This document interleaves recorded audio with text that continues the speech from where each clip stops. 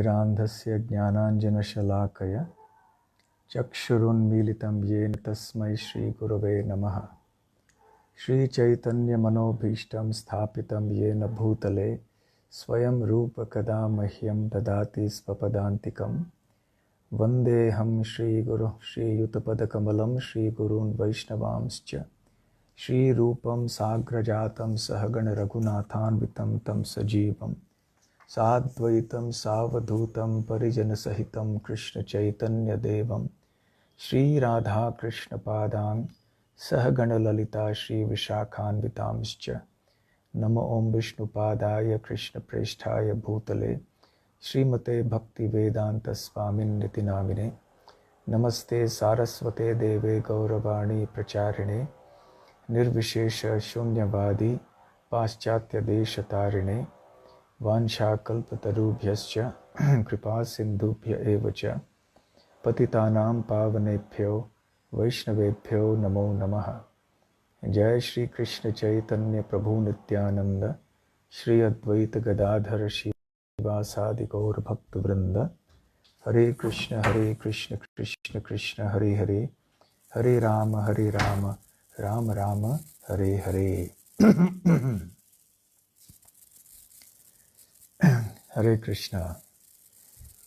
So thank you Devakinandan Prabhu for your warm words of welcome. It is my pleasure and honor to be with all of you from New Jersey today. It's been a long time since I have been with all of you, and I'm glad that you have this festival of Krishna Katha in which several devotees are speaking. I do hope that all of you are well and safe. It doesn't look like the coronavirus pandemic is over yet. And now I think you're also down with flooding from what I hear. So anyway, I hope you're all well and safe and continuing in your Krishna consciousness with happiness and enthusiasm. So today's topic pertains to the killing of demons by Krishna and Balaram. Now, even though the topic specifically I heard is deliverance of demons, but I'd like to speak about the killing of demons in a more general way. And of course, the deliverance will be a very significant part of that. So, you know, the killing of demons is such a prominent feature of the pastimes of the Lord in all his incarnations. So, as Lord Ramachandra, he killed not just Ravana, but so many other demons, many other demons, as recounted in Valmiki's Ramayana. Similarly, as Narasimhadev also, he didn't kill only Hiranyakashipu. He killed the entire demoniac army of Hiranyakashipu. So in most incarnations we see that the Lord kills demons. He also does many other things. But one of the very prominent features of his pastimes is the killing of demons. Similarly, in the pastimes of Krishna and Balaram, in the midst of all the other pastimes, the killing of demons also has a very prominent place. And why is that so? Why does killing of demons occupy such a prominent place in the killing, in the pastimes of Krishna and Balaram and his other incarnations? And the answer is because that is one of the important reasons for his advent. So I'm going to talk about the different reasons, and then I'll try to elaborate on that, on each of these different reasons, right? So as we know, in Vrindavan, Krishna killed so many demons, starting with Putana, and then Shakatasura, the cart demon, Trinavarta, the whirlwind demon, Vatsasura, Bakasura, Aghasura, Dhenukasura and Pralambasura were killed by Balaram, and then later on Shankachuda, Arishtasura, Keshi, and then Krishna went to Mathura. He killed Kamsa and his followers, his demoniac associates. And then further on also in Mathura, in Dwarka, in Kurukshetra, in so many other places, Krishna killed many other demons along with Balaram. So, even in Krishna and Balaram's pastimes, the killing of demons occupies a very important place. So let's start talking about the reasons for Krishna and Balaram killing demons. In general, for all the incarnations killing demons, and specifically for Krishna and Balaram doing so. So the first reason is that Krishna has promised that he will descend and kill demons. So in the Bhagavad Gita, we see that Sambhavami Yuge Yuge, that I will descend in every age. For what reason? Paritranaya sadhunam, to save the devotees, vinashaya cha dushkritam, to destroy the miscreants, and dharma sansthapanarthaya, to establish the principles of true dharma. So Krishna has made a promise again and again in the scriptures that he will advent, and promised that he will do so. Well, I was saying that in Vrindavan, Krishna and Balaram also killed many demons, and I listed the names of the prominent demons killed by them in Vrindavan, and also moving on to Mathura, he killed Kamsa and his associates, and also further on in Dwarka Leela, he also killed many demons. So I was talking about the reasons for Krishna's killing of demons, and the first one I mentioned was that he makes this promise in the Bhagavad Gita and elsewhere that he will advent to destroy the demons. He also promises that he will advent for other reasons, but killing of demons is a very important part of that promise. Now, why does he, when he says vinashaya cha dushkritam, why is it that he makes such a promise? What is the reason for that? Why is it that the demons need to be killed in the first place? The first reason, of course, is that demons by their nature are very destructive, and they destroy the order and balance in society and in the universe. For example, when Hiranyaksha, came, he created such a disturbance that the earth was displaced from her orbit, and she fell into the Garbhodaka ocean. And then the Lord had to come as Varahadev to retrieve the earth from the ocean, the Garbhodaka ocean. I was saying that the first reason for Krishna killing the demons is that he is fulfilling his promise that he has made in the Bhagavad Gita and elsewhere also. There are other promises he makes, but this is one important promise he makes. And what is the reason for making this promise? What is the reason for his wanting to kill the demons? Number one, it's because these demons by nature want to creating disturbances everywhere. They disturb the sense of order and balance everywhere. So therefore, the Lord has to come to destroy them so that the order can be restored. I was giving the example of Hiranyaksha, who disturbed the earth in its orbit, and it fell into the Garbhodaka ocean. And the Lord had to come as Varahadev to lift the earth planet out of the Garbhodaka ocean. and restore her in her original orbit. So this is the act of demons. The second reason is that when the demons come, they usually they don't follow the laws of dharma, and they create a great disturbance in dharma. Not only do they not follow, they often create their own dharmas, which are sinful, which are not proper, and they concoct. And therefore, it is necessary for the Lord to kill them so that these false ideas of dharma and this willful violation of dharma can be stopped for the well-being of everybody. And the third reason for killing the demons is that, again, the demons are naturally inclined to harassing and killing good people, killing the devotees of the Lord. So when the demons start harassing the devotees, then naturally the Lord has to come. And in order to protect the devotees, then he kills the demons. So this is very, very important.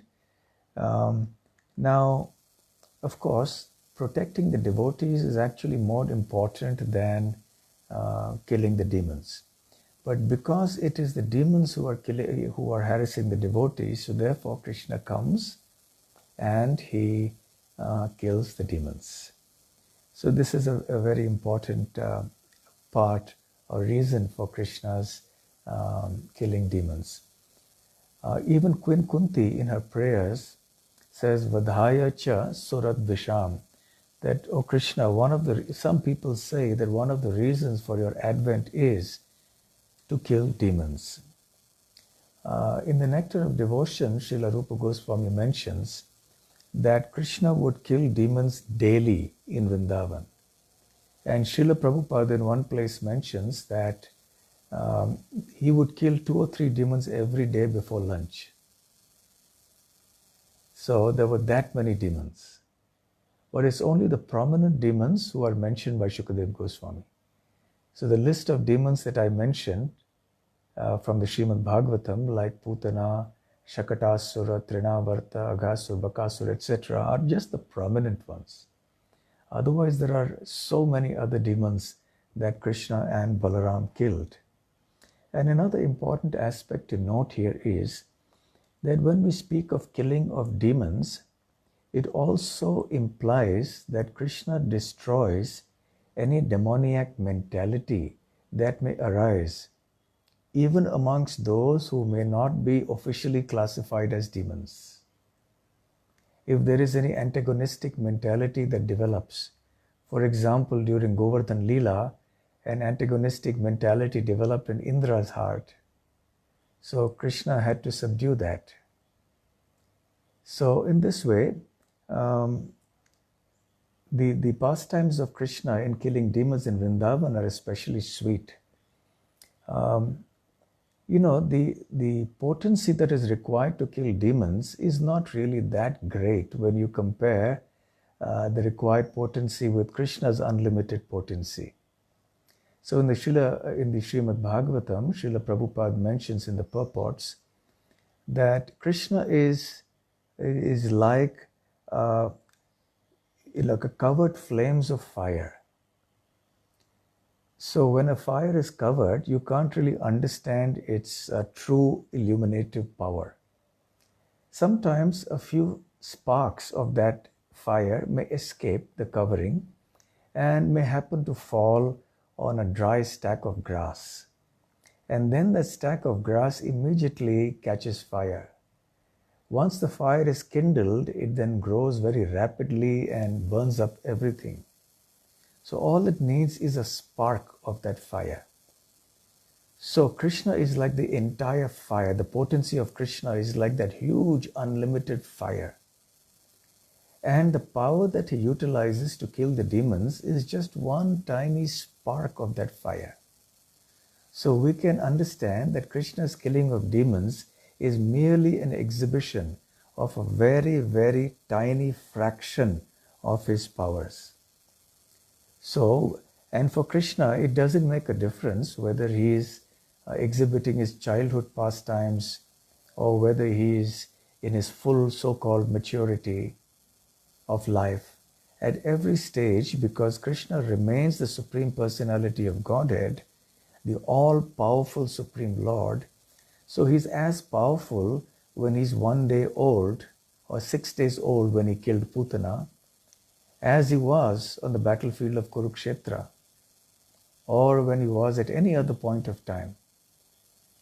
So, therefore, Krishna's killing of demons is not something that Krishna has to strain himself for. It's just something that he does so easily.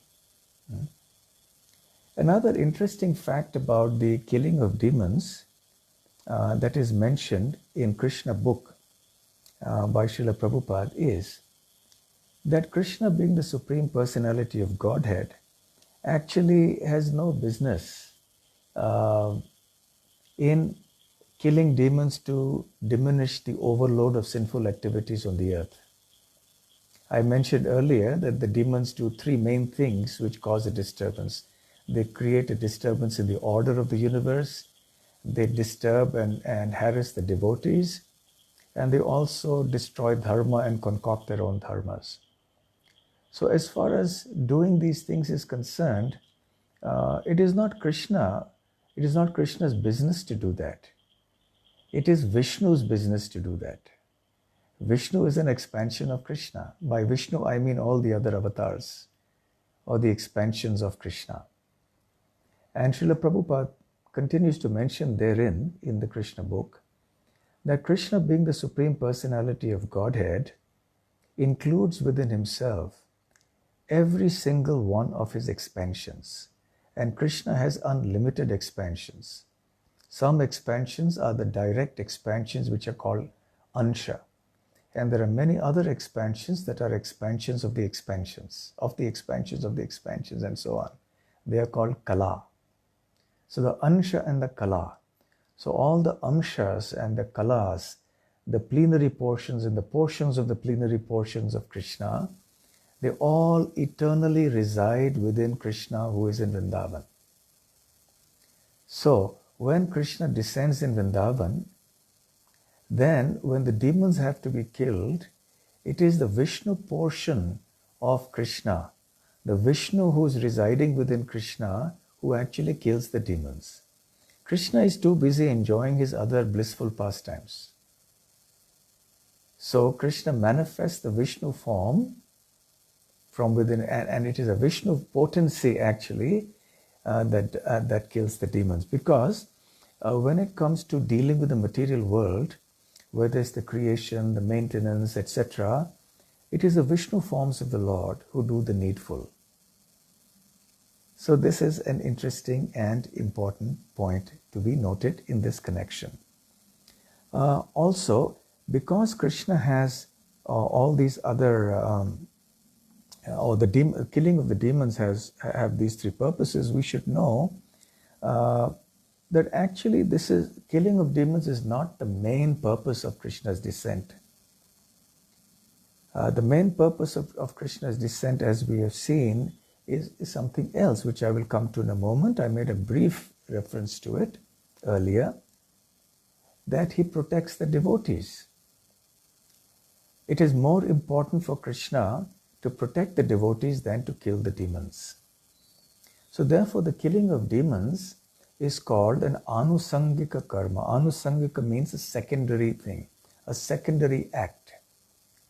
So the killing of demons is a secondary purpose in Krishna's pastimes. It is not his principal purpose, although it is very important, but nevertheless it is not the principal purpose.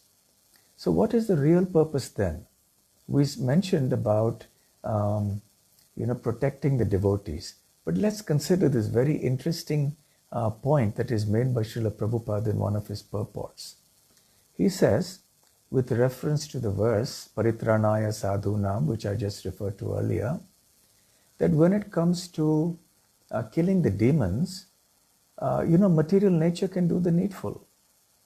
Krishna doesn't need to personally advent to kill demons. Material nature is so powerful because material nature is Krishna's own personal energy. Even though she is the external energy, but still she's Krishna's energy and therefore all powerful. So who is the demon who is so powerful that he can withstand the power of Krishna's material nature? And in this day and age, we have many demons, but they're all tiny, tiny demons, small demons. All it needs is a little, a natural catastrophe or something like that, and it's done. Or one little heart attack or something, and it's done. So, for killing demons, material nature can do the needful. Krishna doesn't need to personally advent. When it comes to protecting the devotees, does Krishna need to come to do that? Not really. The devotees are competent to protect themselves. How so? Because they're always chanting the holy names of the Lord. So the holy names of the Lord will protect the devotees. So Krishna has advented in the form of the holy name, and in the form of the holy name, he protects the devotees. So Krishna doesn't need to come separately just to protect the devotees. And when it comes to establishing dharma, well, the devotees do that. That's what all of you are doing out there in the USA, in New Jersey, and other places. You're all preaching and practicing Krishna consciousness, establishing real dharma everywhere. And from time immemorial, there have been so many great saintly persons, great sadhus who have appeared, and they have established dharma. Also, there are many Raj Rishis, saintly kings, like Yudhishthir Maharaj, Parikshit Maharaj, Prithu Maharaj, in Vedic history, who have a very completely established dharma. So even for establishing dharma, Krishna doesn't need to come. So then all the three things for which he promises that he will advent are actually fulfilled by other things. So why does he then come? He comes for the sake of staging a dramatic performance of his pastimes, Prabhupada says. And that, of course, includes the killing of the demons. So Krishna's pastimes are like a drama. And everything in a drama is like that. And therefore, when we speak of somebody's behavior being very dramatic, we indicate that he's performing a drama. Yes, he's behaving like he's acting very dramatically. So it's one transcendental drama. It's an eternally ongoing drama in the spiritual world. And similarly, that same eternal drama also is transposed here in the material world. So Krishna performs all these dramatic stage of the material world when he advents here. And what is the purpose of doing that? The purpose is to attract the conditioned souls, and more specifically to attract the devotees of the Lord. So therefore we see that devotees are there in the forefront. But it's not merely to protect the devotees physically or in other ways, but it is to actually attract them more, to nourish their devotional creeper. And also there may be others who are on the fringe, who may be somewhat casually inclined, and there may be others who are even opposed, but they may get attracted perhaps by Krishna's performance of these pastimes. And because killing of demons is such an important element of the pastimes of Krishna, therefore these also serve to attract the devotees. Therefore we speak about killing of Putana, and we may hear hours and hours of lectures on just killing of Putana and the significance of that, the esoteric or the mysterious features associated with the killing of Putana, for example. There's so many things, and so many scriptures say so many things about this pastime. So therefore, all sorts of people get attracted by this dramatic exhibition of pastimes of Krishna, which includes killing of demons. So once the devotees are attracted, then naturally Krishna becomes very pleased. Kunti Maharani, in the 8th chapter of the first canto of the Srimad Bhagavatam, prays to Krishna. many wonderful shlokas or verses that she says. One of the verses that she says is, Bhavesmin klishyamananam avidya kama karmabhihi shravana smaranarani arhani karishyan iti kechana. She says, my dear Krishna, there are some people who say that you descend into this world to rejuvenate the principles of devotional service, including Shravana, Smaran, Kirtan, Archana, all the ninefold process of bhakti as given by Prahlad. So you descend to rejuvenate this practice of devotional service for whose sake? For whose benefit? For the benefit of Klishyamananam, Bhave Asmin, those conditioned souls who are here in this material world, Bhava, and who are tormented by the sufferings of material existence, which are due to avidya, ignorance, which lead them to then have kama, wrong desires, and would then lead them karma bhi to perform sinful activities, which then lead to suffering. So you have come to re-establish the principles of devotional service so that these conditioned souls may be attracted to you and they may get liberated. So when the conditioned soul is attracted to Krishna, then naturally he or she gives up all these other activities and relishes the taste of Krishna consciousness. And they become devotees. Those who are devotees, if they have traces of such desires, they also get washed away by the performance of devotional service. So in this way, this is a general point that Kunti Maharani is making, that people in general and the devotees in general are attracted to devotional service in general. But there is a very special form of devotional service that is meant to attract very special type of devotees. And Krishna comes to perform his pastimes to attract such devotees as well. Who are those devotees? Those devotees who are specifically keen on relishing Krishna's Vrindavan pastimes.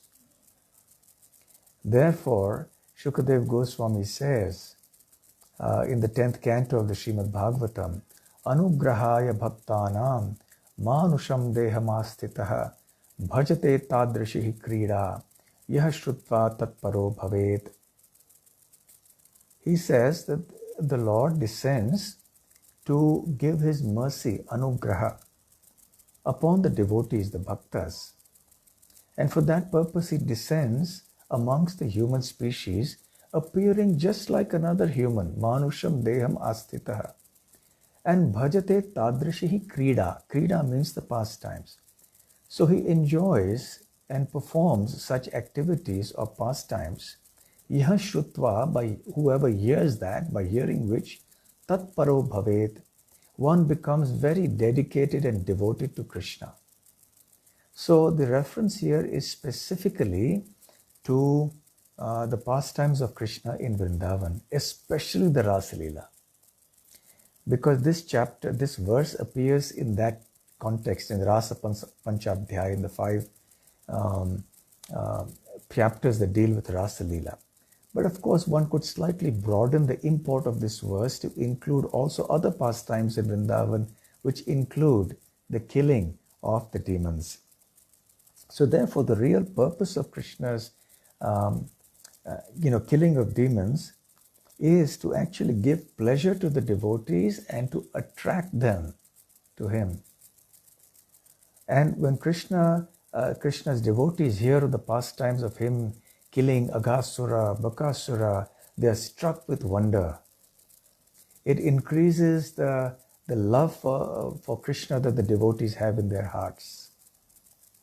Now the devotees who are in the mood of awe and majesty with respect to Krishna, the devotees in Mathura, Dwarka, etc., for them their love also increases, but that love is in the mood of majesty. Whereas the devotees in Vrindavan, when they see Krishna killing the demons, their love for Krishna becomes even sweeter.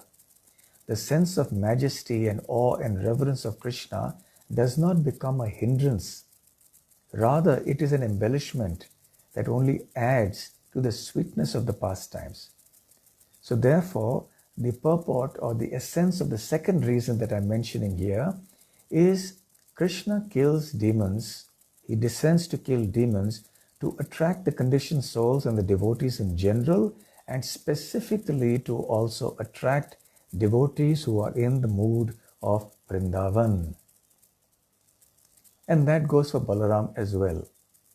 So everything I say for Krishna will also be true for Balaram. So now we come to the third reason. Now Krishna not only wants to give pleasure to the devotees. Who else does he want to give pleasure to? Now generally in life we see that as living entities, we like giving happiness to others, but don't we seek happiness ourselves? Don't we seek pleasure for ourselves? Who amongst us doesn't like to relish a very nice meal of Krishna prasadam? Yes, so we seek pleasure for ourselves too. So we're offering Krishna delicious bhoga for his pleasure, but then we also want to enjoy that in Krishna consciousness and relish it. So just as we want to give Krishna pleasure, but we also want to get pleasure ourselves in the process of serving Krishna. So similarly, Krishna also wants to please his devotees, but he also wants some pleasure for himself. So the third reason for Krishna killing demons is that he wants to enjoy transcendental pleasure himself. So it may be asked that is Krishna some kind of get some sadistic pleasure in killing and destroying? That's such a ghastly thing to do. To get some enjoyment by killing people.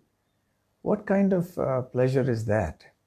So it needs to be pointed out that Krishna is forever transcendentally situated. So he is not touched by the lower or by any mode of material nature, not even the mode of goodness.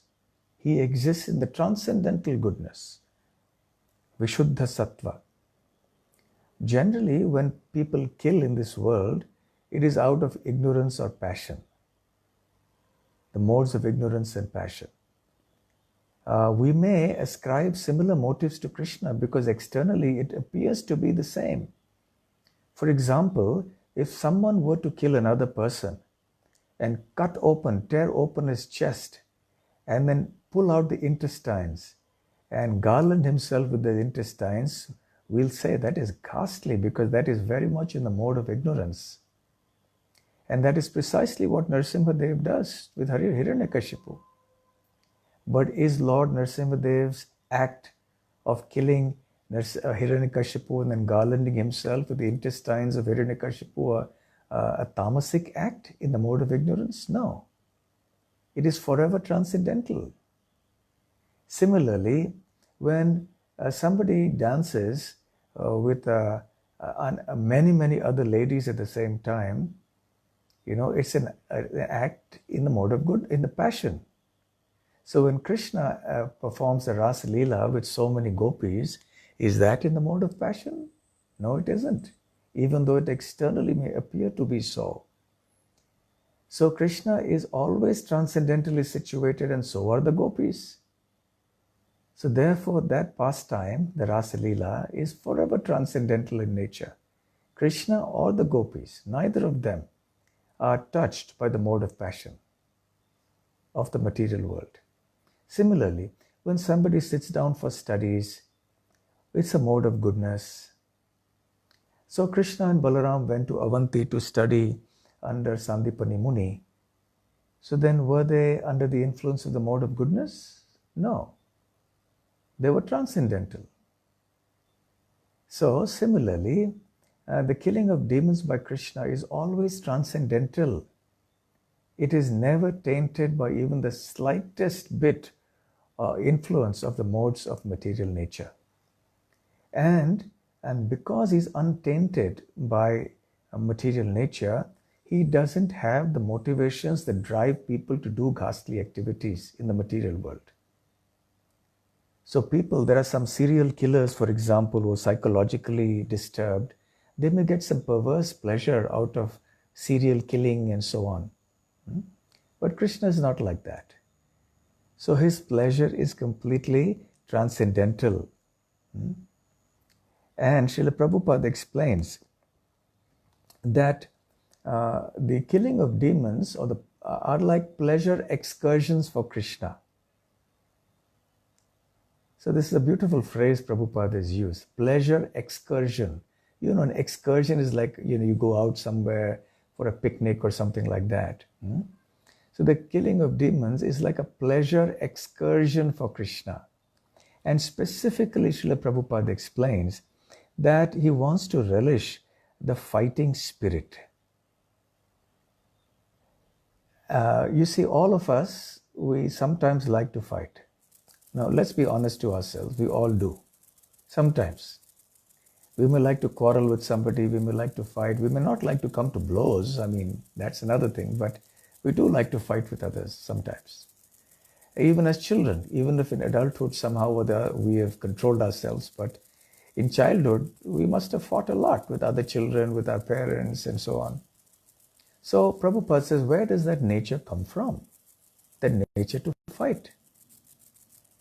Even children, if you see them, even if they're not exposed to the horrible television programs of bang, bang, bang, bang, killing and wars and all of that, all these video games where they show how you kill the maximum number of people in the shortest time.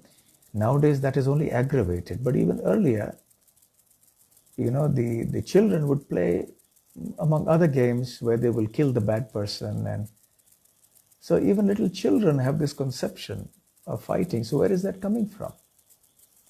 So Srila Prabhupada says the tendency to fight, especially amongst those who are of a Kshatriya spirit and even in others, is there because it exists in Krishna. Otherwise, how would it come here? So the jiva is a tiny part and parcel of Krishna who has all the qualities of Krishna in very infinitesimal quantity. Some qualities of Krishna in very tiny quantity. So therefore, since Krishna has the innate urge to fight, so does the jiva. And Krishna is Rasika Raj, Rasika Shekhar, Akhila Rasamrita Murti, in the words of Rupa Goswami in the Nectar of Devotion. So he relishes all varieties of transcendental rasa, mellows. There are 5 primary rasas and there are 7 secondary rasas. So one of the secondary rasas is Veer rasa, the rasa of chivalry. It doesn't exist all the time. So Krishna doesn't kill demons all the time when he advents here. He kills Putana, then he does other things, and then he kills Shakatasura, then he does other things, and he kills Trinavarta, then he does other things, like that. So the killing of demons intersperses or punctuates so many other pastimes that he does. So these are occasional pastimes that are done here. And that is because Krishna wants to somehow or the other taste the rasa of chivalry. He wants to have the good fight. He likes fighting too sometimes. Yeah, and who does he fight with? This is a problem. In the spiritual world, everybody is a devotee. So there's no demons in the spiritual world. I mean, in reality, there may be an impression or some kind of a rumor or something like that, just to enhance the taste of the pastimes, to increase the excitement of Krishna's pastimes in Vrindavan, in the spiritual world. But actually speaking, Vrindavan is only, the Goloka Vrindavan in the spiritual world is only meant for devotees, pure devotees. Even if we have the slightest trace of impurity, we cannot enter into the spiritual world. So how can there be demoniac people who are very envious of Krishna? So then there is a contradiction here. So therefore, what Krishna does is, he appears in the material world and performs those activities which he likes to do, but which are difficult to do in the spiritual world, or shall we say are incompatible with the spiritual world in some way, are contradictory. So he does those pastimes here. And sometimes he engages his devotees to do that, because who can be powerful enough to fight with Krishna after all? So therefore he engages Jai and Vijay, his doorkeepers in Vaikuntha, to become demons. And then he fights with them and fights the good fight and relishes it. Srila Prabhupada gives the example of a king who keeps some professional wrestlers in his employ, and then he mock wrestles with them. Or he actually wrestles, of course, but the wrestlers make sure that they don't injure the king, because the king is a human being. So they don't expend all their energy. But when Krishna fights, as I mentioned earlier, he expends only a very, very, very tiny part of his power. And the demons exert every ounce of their energy. But they are always defeated. So Krishna enjoys this Veer Rasa, this pastime of relishing the mood of chivalry. So therefore he comes to relish. The third reason for Krishna descending for killing demons is that he wants to give pleasure to himself, and specifically the taste of the Veer Rasa, or the transcendental mellow of chivalry. And now we come to the fourth reason. The fourth reason is that because Krishna is all good, he can never cause harm to anyone. Therefore, he comes to do good to the demons as well, the demons whom he kills. Now, with reference to the earlier point I mentioned, that generally when people kill other people, those other people are harmed. But when Krishna kills somebody, that person is not harmed. That person actually becomes tremendously benefited, unlimitedly benefited. Krishna delivers the demons. So therefore, one reason for Krishna killing the demons is that he wants to do good to them by delivering them. At the very least, in his different incarnations, he sends them to a higher destination within the material world. And Krishna's killing, therefore, is not driven by envy or hatred and so on, as we find in the material world, but it is driven by love and mercy. So when Krishna kills a demon, it may appear that he's angry and he wants to take revenge or whatever. He wants to punish somebody for having tortured a devotee, etc. But actually, he wants to do good to that devotee. Automatically, that demon, so the demon also gets liberated. Now, an interesting feature of this is that both the demons as well as the devotees get benefited when they come in contact with Krishna. Basically, anyone who comes in contact with Krishna is benefited. What to speak of a devotee? Even a demon is benefited. Both get the same destination, in the sense that the devotees, the pure devotees of the Lord, and the demons who are killed by Krishna, both attain to the spiritual world. Of course, they attain to different parts of the spiritual world. In the Nectar of Devotion, Srila Prabhupada gives the example of the kingdom and the king's palace. Now, many people live in the kingdom, but very few people are allowed entrance into the king's palace. And even those who are within the king's palace, very few amongst them are allowed entrance into the king's personal rooms. Yes? So let's take this analogy for the spiritual world. Let's consider the spiritual world to be like the kingdom. And the kingdom is vast. So there are some who may get entrance, but they don't have a home there. They may just wander around living under a tree or living here or there, and they're not able to interact with anyone. So they're like the demons who are killed by the Supreme Lord and who actually merge into the impersonal Brahman. They retain their individuality, but they remain there. They don't have a personal relationship with Krishna or the devotees. So these individuals who may enter into the kingdom, they're just there. But they don't get any opportunity to have personal interactions with the king. There are others who probably live, who are related to the king. And the king has brothers and cousins and so on, and they also have their palaces, you know. And and you can enter into those palaces. So if you're in the mood of Vaikuntha, then you can go into the palaces of the king's brother or something who's as good as the king, actually speaking. And then you can live, you can be there, you can relish, your interactions with that prince or the princess or whatever. So that is like the mood of Vaikuntha, where the devotees attain to the spiritual planets, the Vaikuntha lokas, not the impersonal Brahmajyoti that the demons get.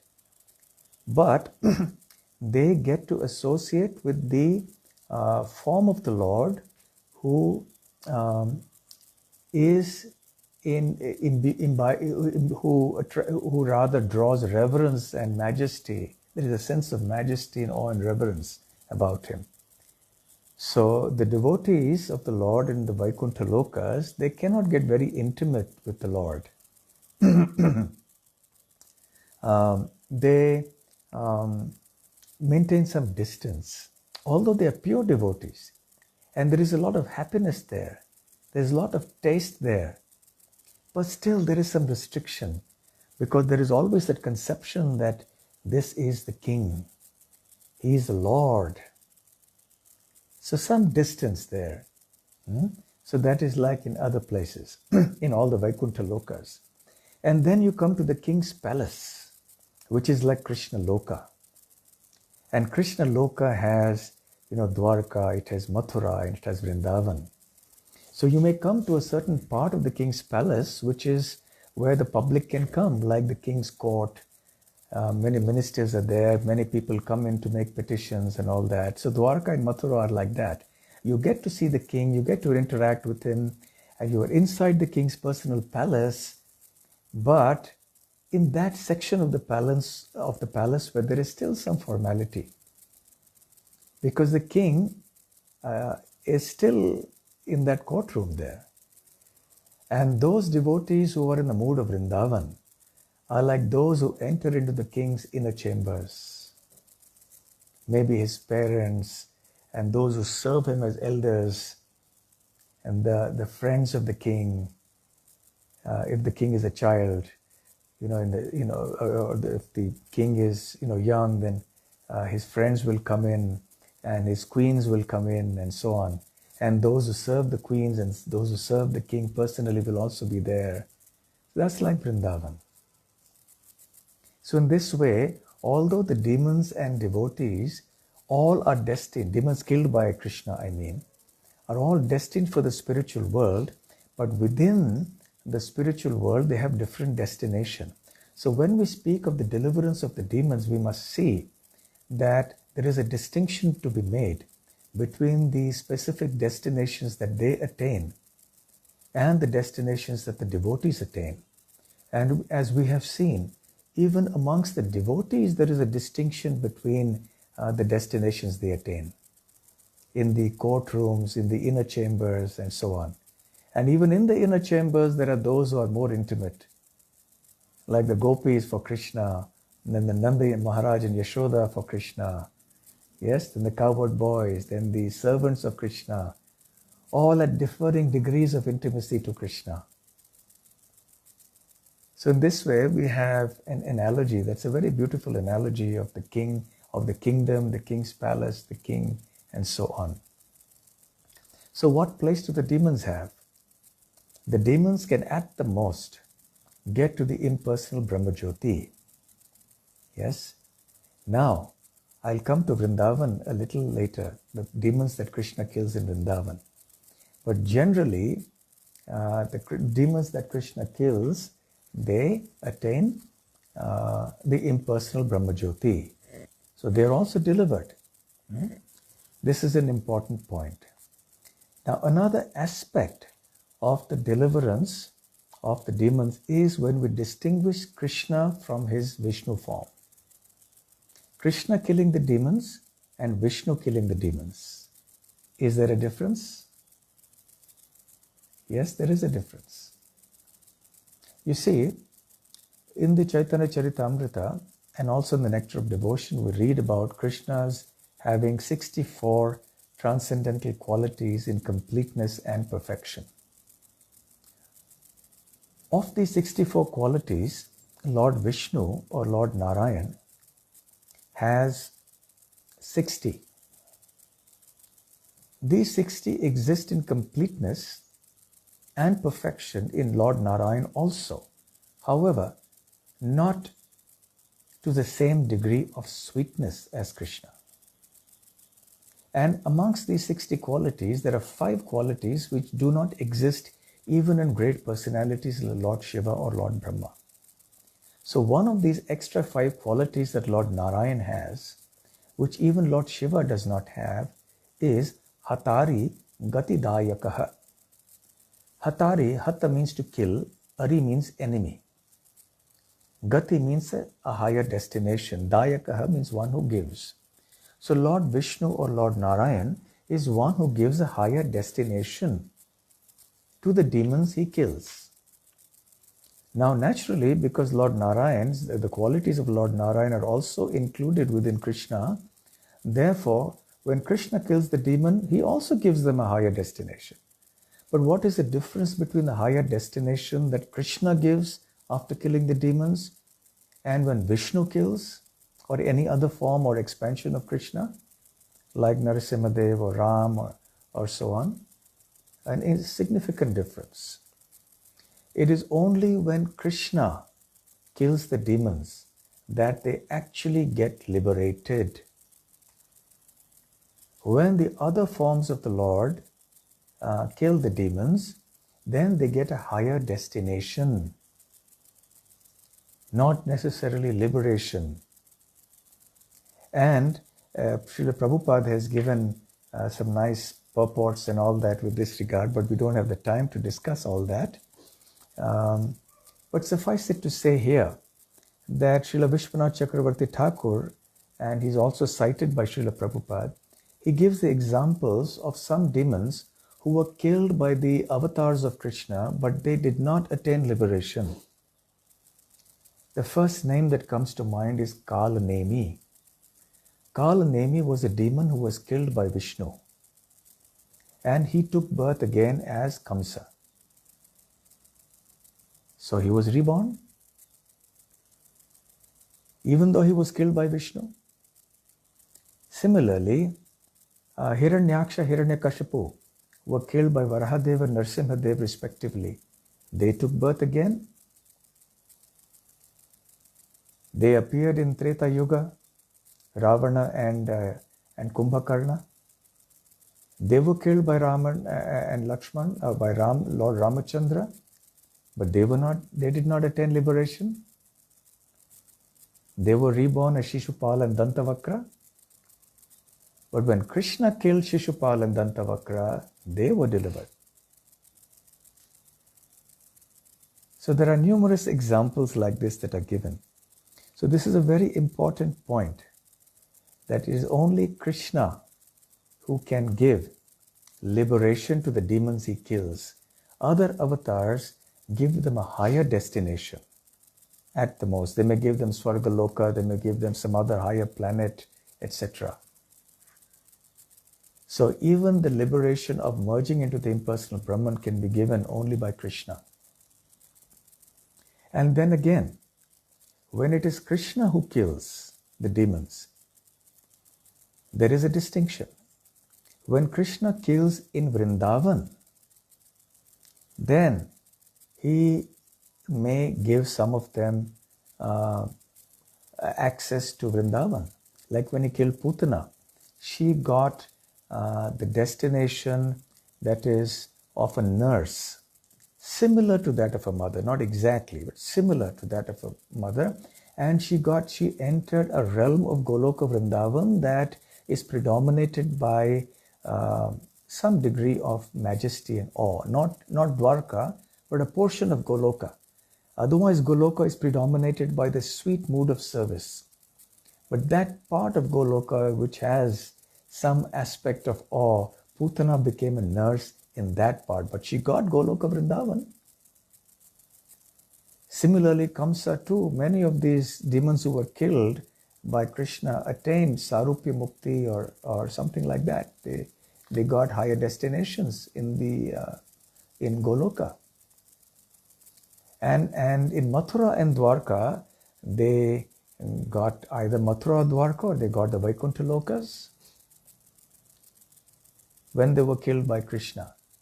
An interesting thing that Srila Prabhupada says is that even if the demons are killed in Krishna's presence and they see Krishna and Krishna sees them, then they are also delivered.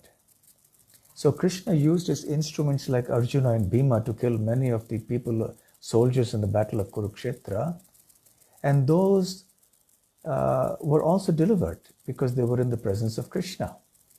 And Prabhupada mentions here that those who recognize Krishna as a Supreme Personality of Godhead, they attain to the Vaikuntha Lokas. Those who thought of Krishna merely as a powerful person attain to the impersonal Brahmajyoti. So very, very interesting details given here. So in this way we see that Krishna's killing of the demons is actually of good to them in various ways. It's a big topic and there are many things to discuss in this, but I'll quickly move on to the other two reasons and I'll discuss them very briefly. Another reason that Srila Bhakti Vinod Thakur mentions for Krishna killing the demons is that there is some utility for the sadhakas. By sadhakas, we mean those who are practicing devotees whose hearts are not totally cleansed of material contamination. So, Bhakti Vinod Thakur says that each of these demons represents a particular anartha or an unwanted item in the heart. For example, Putana represents the pseudo-guru who preaches sense gratification or who preaches liberation or both. So therefore, Putana, represents that kind of a deviant mentality. Shakatasura, the cart demon, represents, bad habits accumulated in this life and the previous life. It represents lethargy, dullness. So Vatsasura represents, represents a type of greed. And Bakasura represents duplicity, deviousness, deceptiveness, etc. So when we hear about the killing of the demons very sincerely and faithfully, then we get delivered from these wrong mentalities that may exist within us. So this is an opportunity for us to actually make advancement in our Krishna consciousness. So the deliverance of the demons also fortuitously works out to be an occasion for our deliverance also. Because when we hear about them, then we get purified. And one last point briefly, because we're running out of time. Krishna mentions in Bhagavad Gita, Ye yatha mam prapadyante tams tathaiva bhajamyaham. As people approach me, I reciprocate accordingly. So when someone approaches Krishna in a devotional mood, Krishna naturally reciprocates accordingly. Krishna loves all the living entities, but all living entities don't love Krishna. So those living entities in the material world who want to love Krishna, Krishna amply reciprocates, more than proportionately, and delivers that jiva by giving that jiva pure love of Krishna, pure love of Godhead. And for those who are averse to Krishna, who want to be atheistic, Then Krishna says, all right, if that's what you want, then so be it. So I will strengthen the mood of atheism or hostility to me in your heart. And I'll make you very strongly hostile to me, if that's what you want. And if you are so hostile to the degree that you want to kill me, you want to fight with me, okay, so be it. Then I'll give you the opportunity to become a demon. And then I will kill you and I will deliver you like that. Because I'm all merciful. I will deliver you either way, this way or that way.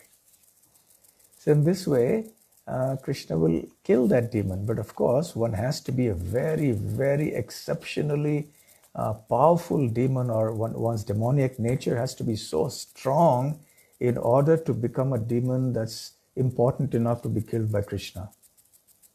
It's much easier to try to be a pure devotee.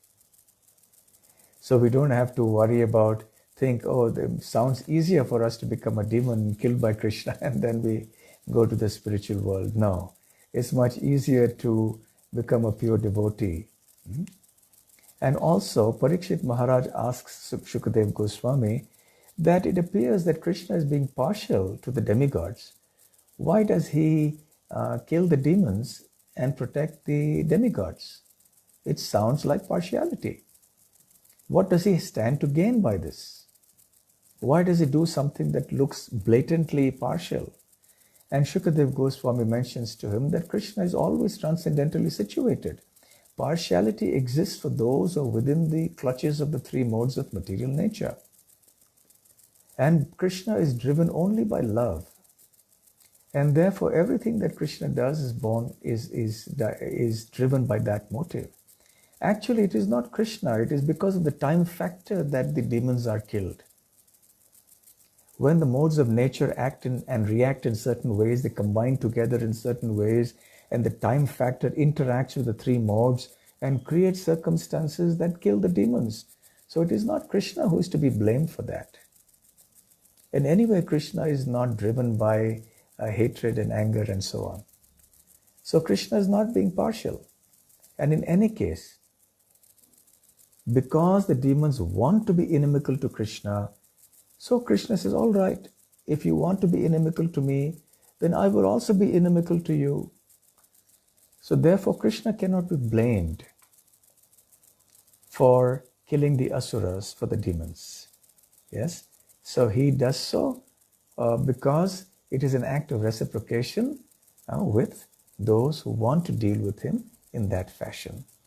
So, okay, we've discussed the topic at length.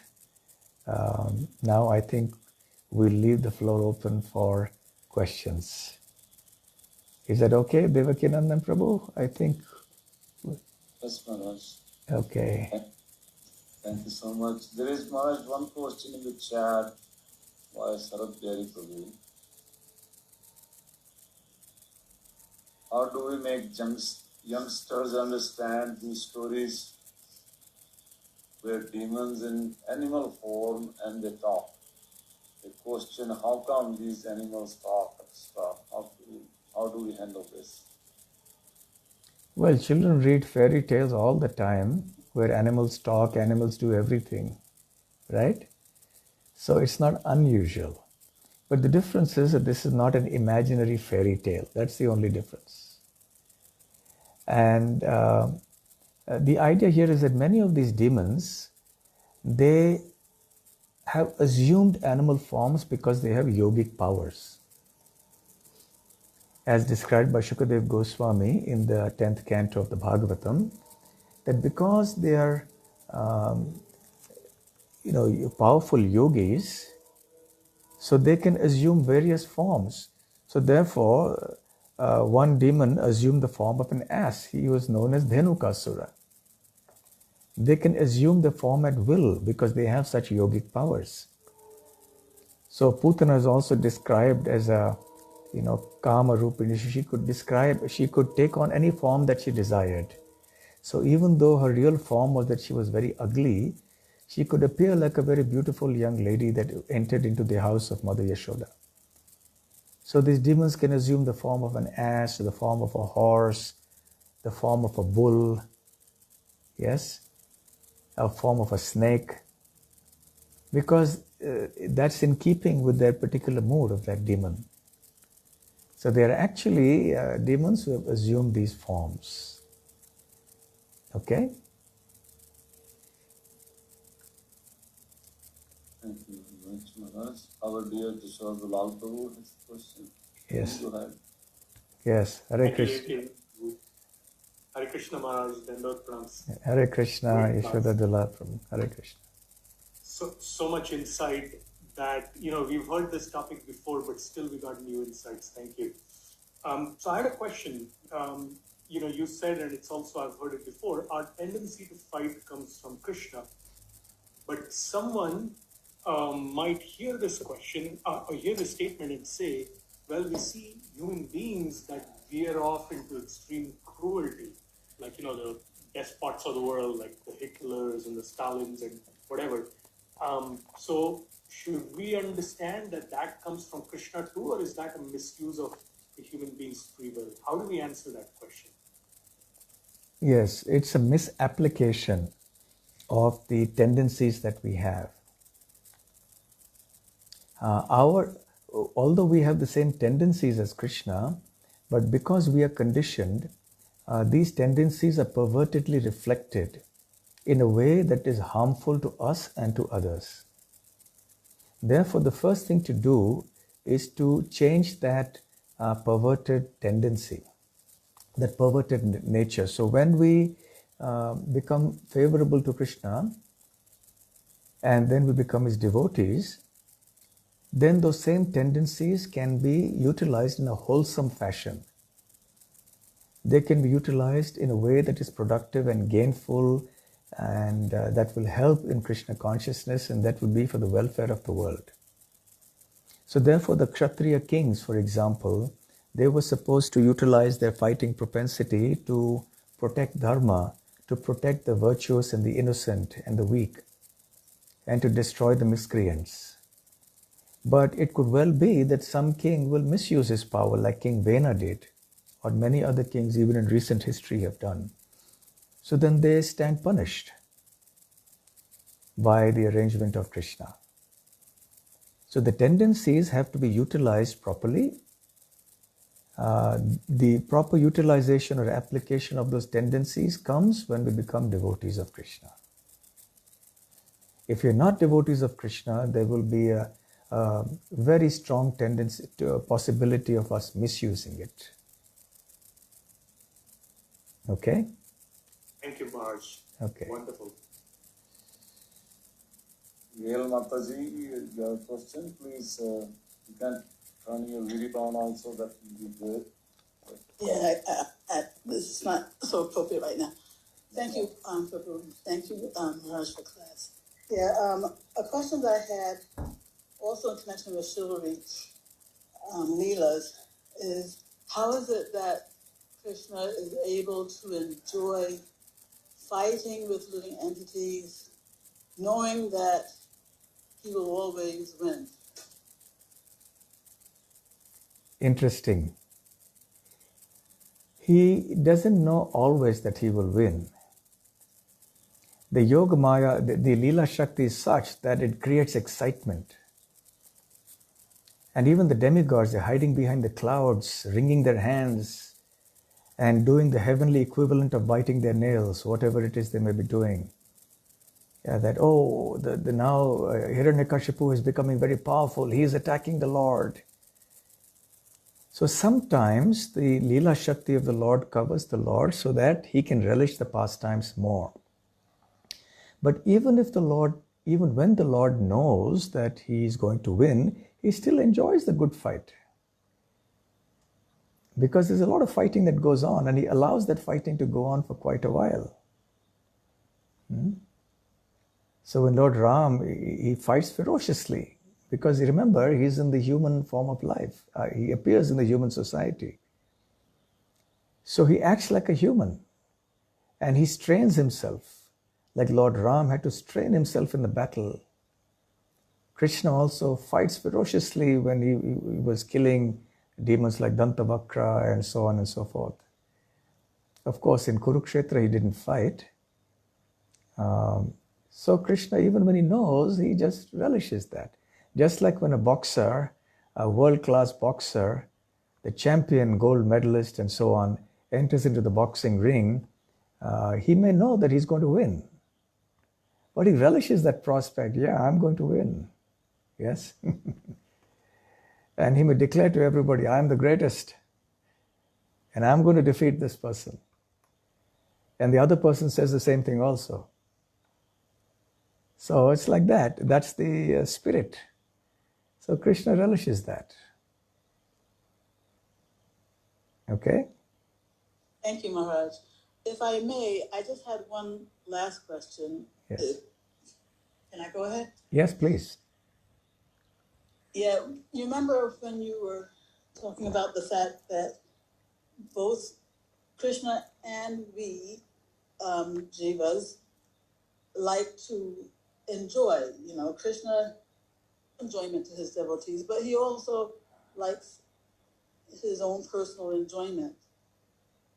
And in that context, you were saying that we could relate to that because, when we give food to Krishna, we also like to enjoy, prasadam or whatever. But when you remember this context I'm referring to? Yes, yes.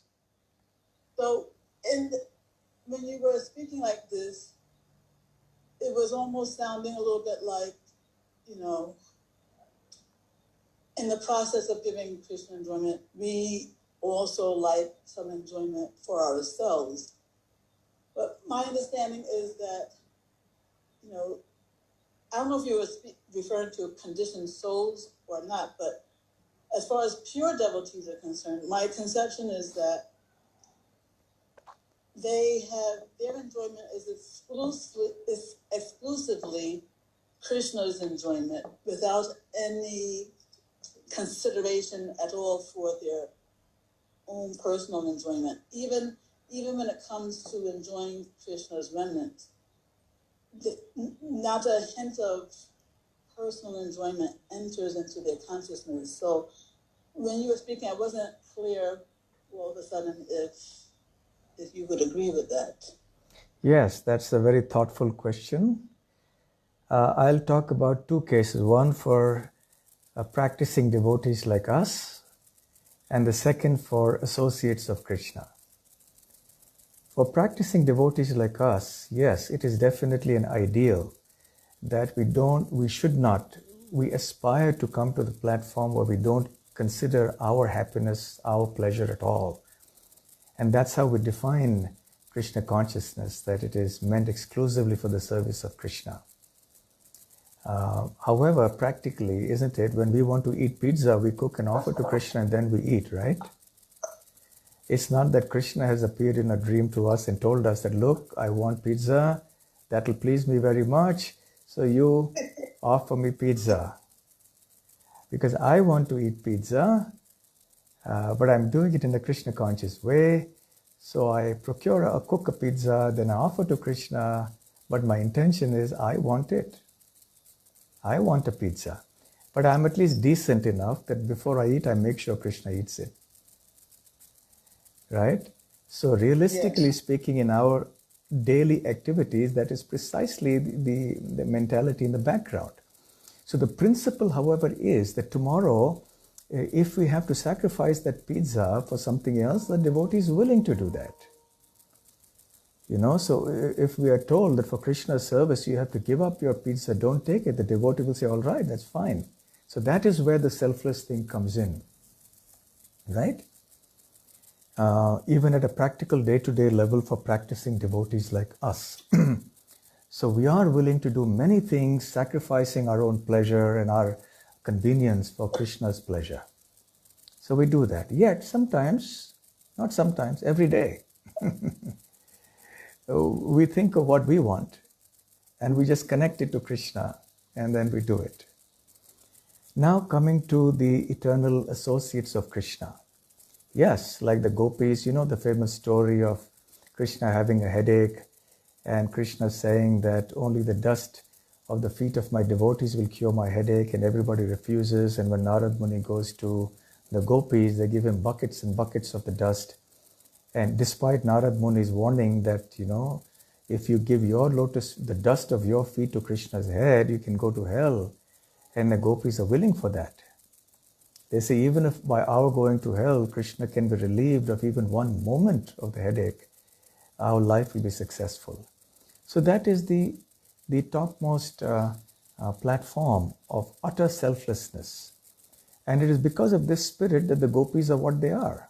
So their love is indeed selfish. Selfless, I beg your pardon. At the same time, on the transcendental platform, Krishna likes it when the devotees express their desires. Krishna, after all, likes to fulfill the desires of his devotees. He loves it. And on that platform of pure love in Vrindavan, there is a very frank exchange of desires, but ultimately the devotees will do whatever Krishna wants.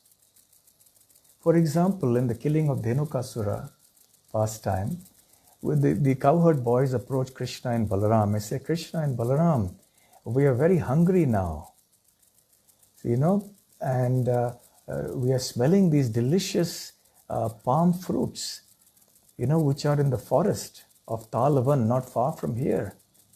And see, the fragrance of those fruits is wafting here with the breeze. And we really want to eat those fruits.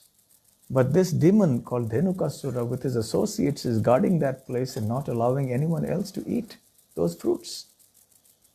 So, of course, there were other reasons for the cowherd boys saying all this. They wanted Krishna and Balaram to exhibit their glorious pastimes so that everyone could glorify that. And they wanted these demoniac people who were creating a disturbance to be killed. But they also wanted to eat the fruits themselves. Krishna, we also want to eat those fruits, the delicious fruits. So please give us those fruits. So Krishna and Balaram were very happy to fulfill the desires of their dear cowherd boyfriends. So even in Goloka Vrindavan, we find that whilst there is that mood of utter selflessness, whatever Krishna wants, but Krishna likes it when the devotees express their desires. And because we are not stones after all, and in Goloka Vrindavan, it's just total pleasure, total happiness. There is no restraint in Goloka Vrindavan. Anything you want, you can ask for. Prabhupada says the wish-fulfilling trees of Vrindavan, you just stand there, you want a mango from an apple tree, you'll get a mango. So it's not that the devotees don't have desires, because they have become pure devotees. But those desires are always in tune with Krishna's pleasure, never opposed to it. And if for Krishna's pleasure they have to give up any form of personal pleasure, they're more than happy to do that. So I hope that answers your question. Yes, Maharaj. Okay. Yes. So even when those supremely selfless, not supreme, but the selfless Catholic boys, when they express the desire for fruit, in a way, is really still Krishna's desire, because they wouldn't have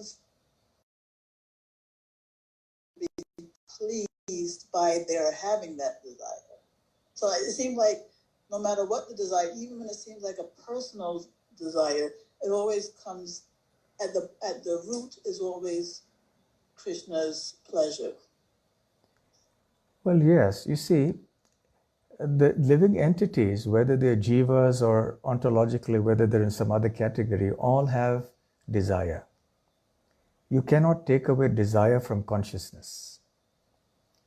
So, therefore, all the devotees of Krishna also have desires. And it is for the sake of fulfilling in a completely wholesome way all the desires of the devotees that Krishna actually expands himself and engages in pastimes with his devotees. After all, we are not insentient beings. We are conscious living entities, and desire is a very intrinsic quality of consciousness. So it is not that the cowherd boys desired to eat those palm fruits only because Krishna may have wanted them to desire. They also had their own desire. They wanted to eat those palm fruits. At the same time, at another level, at a philosophical level, we know that at the root, ultimate root of everything is Krishna. You know, the purpose of everything existing is pleasure, ananda. And Krishna expands himself to all the living entities so that he can exchange relationship or pleasure or rasa with all of them. And there is no meaning to exchanging rasa and giving minute independence to the living entities if they don't have the freedom to desire and ask for what they want. So therefore, in Goloka Vrindavan, in the spiritual world, there is complete freedom for desire within that framework of love and wanting to please Krishna. The devotees in the spiritual world don't desire anything that is opposed to Krishna consciousness. So I hope that clarifies it further.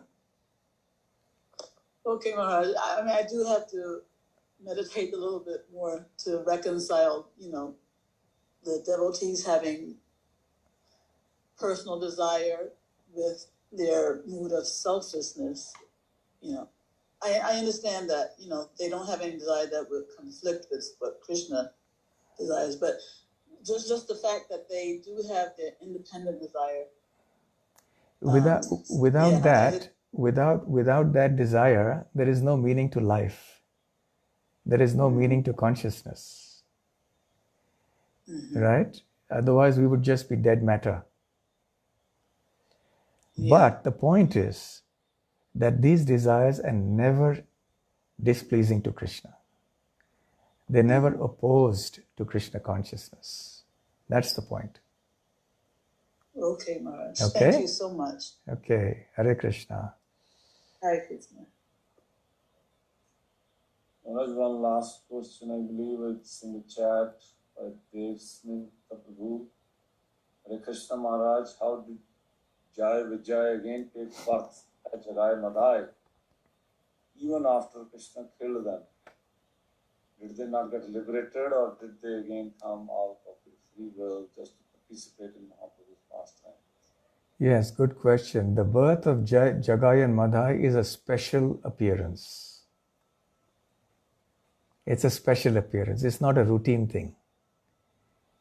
It's a special appearance because Jai and Vijay want to participate in Mahaprabhu's Leela. Just as Brahma comes, he wants to participate. Many of the leading personalities of the universe want to participate. Even Krishna's associates in Vrindavan want to participate in Gaur Leela, so they come in and participate there. So, Jai and Vijay went back to the spiritual world, to their original positions as doorkeepers of Vaikuntha. But then came Mahaprabhu's advent, and they said, oh, we also want to participate. So then they came back in a special appearance as Jagai and Madhai. Okay? Yes. All right, so I think it's time, isn't it? Yes, Maharaj, thank you so much for your special appearance also for our New Jersey devotees on this wonderful occasion. Our dear Madhupati Prabhu, would you like to pay your gratitude? Thank you, Maharaj, for this wonderful class, profound with all the reasons and analogy and explanation. So much heartening, fulfilled our heart with gratitude for your wonderful association in Krishna Katha. Thank you very much, Maharaj. Thank you, Madhupati Prabhu. I hope all of you are keeping well. Yes, Maharaj, by mercy, so far, we're keeping well. And your activities in the center are going on, I'm sure, flourishing, and all the devotees are blissful. Yes, Maharaj, we had a nice, wonderful Janmashtami and Prabhupada appearance, the celebration. now gearing up for Adashmi celebration. Okay, wonderful, wonderful. Jai. So I'm very happy to see all of you and thankful I got a chance to serve all of you today. Very much. Hare Krishna. Hare Krishna. Srila Prabhupada ki Jai.